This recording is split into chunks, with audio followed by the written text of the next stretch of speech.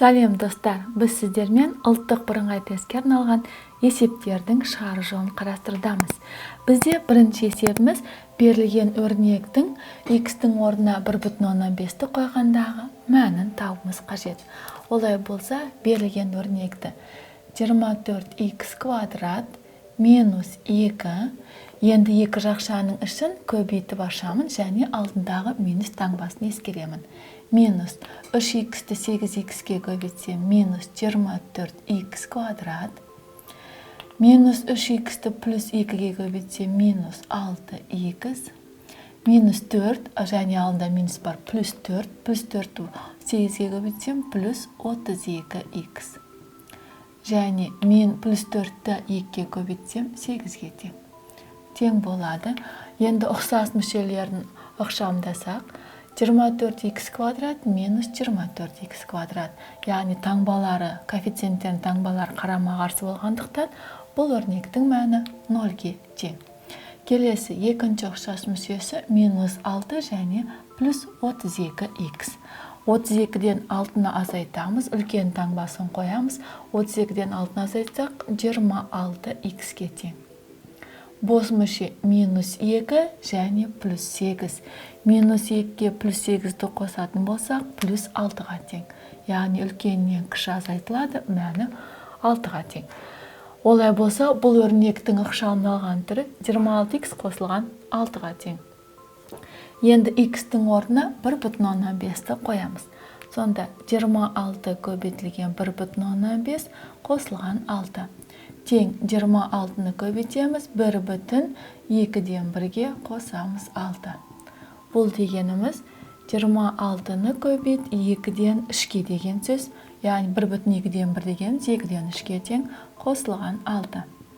26 мен 2 қысқарады 2-ге, 1 қалады. 26-ны 2-ге бөлсек 13 қалады. Сонда бізде 13-ті көбейту керек 3-ге, қосамыз 6-ны. 13-ті 3-ге көбейтсек 39. 39-ға қоссақ 6-ны тең болады 45. Сонда берілген өрнектің мәні 45-ке тең деген сөз. Келесі екінші тапсырманы қарастырайық. Бізде берілген теңдеудің шешімін табуымыз қажет. Олай болса, алдымен бізге берілген теңдеуіміз рационал теңдеу болғандықтан, бұл жерде алдымен анықталу облысын тауып алуымыз қажет.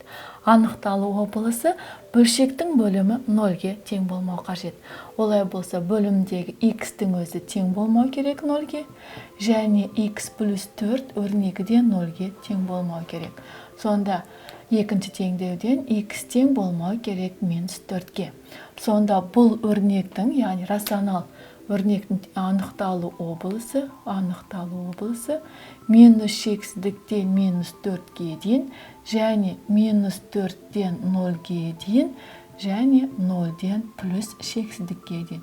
Яғни осы минус 4 пен 0-ден басқа мәндерде бұл теңдеудің шешімі бар деген сөз.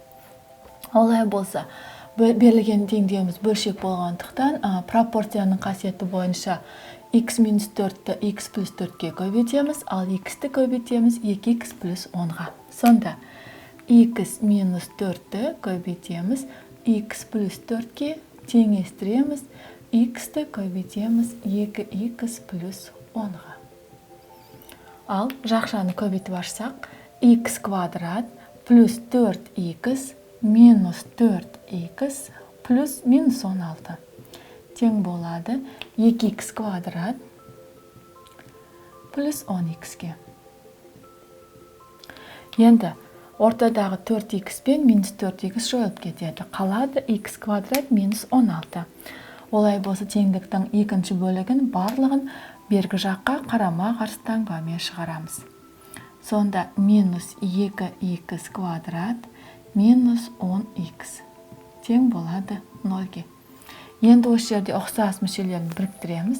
x минус 2x минус x квадратқа тең, және минус 10x бар, және минус 16 тең болады 0-ге.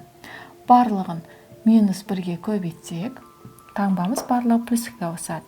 Сонда x квадрат плюс 10x және плюс 16 тең болады 0-ге. Енді дискриминант есептесек, 10-ның квадраты 100, азайтамыз. 4 көбейтілген 16 көбейтілген 1. Сонда 4 жердегі 16 64, 100-ден 64 азайтсақ 36. 36 бізде 6 санының квадраты. Енді x1, x2 мәнін табайық. Оны мына аралыққа есептеймін. x1, 2-нің мәні тең болады. Минус 10 плюс минус 6 бөлінген 2. Олай болса, x бірінші мәні. Минус 10-нан азайтам 6-ны минус 16, 2-ке бөлсем минус 8. Ал x2-нің мәні минус 10-ға қоссам 6-ны минус 4, минус 4 2-ке бөлсем минус 2-ге тең. Ал минус 8 бен минус 2 анықталу облысында минус 4 бен 0-ге тең емес. Сонда берілген теңдеудің шешімі минус 8 бен минус 2. Олай болса, жауабын жазып қояйық. Жауабы минус 8 бен минус 2-ге тең. Біз сіздермен қарастырдық ұлттық бірыңғай тестке арналған есептердің шығару жолдарын. Келесі кездескенше сау болыңдар.